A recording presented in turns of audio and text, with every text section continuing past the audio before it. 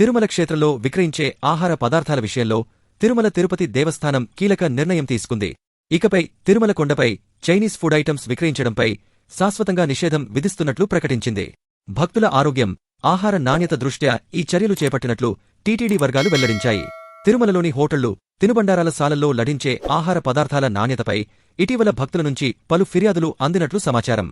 ఈ నేపథ్యంలో టీటీడీ అదనపు కార్యనిర్వహణాధికారి వెంకయ్య చౌదరి తిరుమలలోని హోటళ్ల యజమానులతో ప్రత్యేకంగా సమావేశమయ్యారు.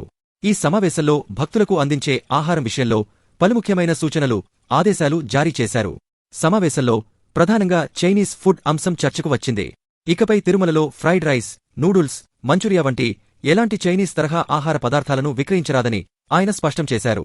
ఈ నిషేధం తక్షణమే అమల్లోకి వస్తుందని, దీనిని ఖచ్చితంగా పాటించాలని హోటళ్ల నిర్వాహకులను ఆదేశించారు. భక్తులకు నాణ్యమైన, శుచికరమైన, ఆరోగ్యకరమైన ఆహారాన్ని అందించడమే లక్ష్యంగా ఈ నిర్ణయం తీసుకున్నట్లు తెలిపారు.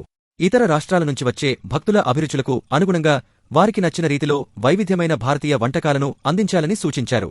ఆహార తయారీలో, హోటళ్ల నిర్వహణలో పరిశుభ్రతకు అత్యంత ప్రాధాన్యత ఇవ్వాలని, నాణ్యతా ప్రమాణాలను ఖచ్చితంగా పాటించాలని నొక్కి చెప్పారు. ఆహార నాణ్యతతో పాటు హోటళ్ల నిర్వహణకు సంబంధించి కూడా అదనపివో పలు మార్గదర్శకాలను జారీ చేశారు. హోటళ్లలో పనిచేసే సిబ్బంది తప్పనిసరిగా సంప్రదాయాలను గౌరవిస్తూ అందుకు అనుగుణమైన వస్త్రధారణలోనే విధులు నిర్వర్తించాలని సూచించారు.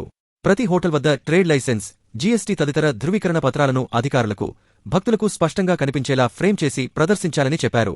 భక్తుల సౌకర్యార్థం డిజిటల్ చెల్లింపుల విధానాలను అందుబాటులో ఉంచాలని ఆదేశించారు. అన్ని దుకాణాలలో తప్పనిసరిగా ధరల పట్టికను ప్రదర్శించాలని, నిర్దేశిత ధరలకే విక్రయాలు జరపాలని చెప్పారు. హోటల్ నిర్వహణ లైసెన్సులను నిర్ణీత సమయంలో పునరుద్ధరించుకోవాలని స్పష్టం చేశారు.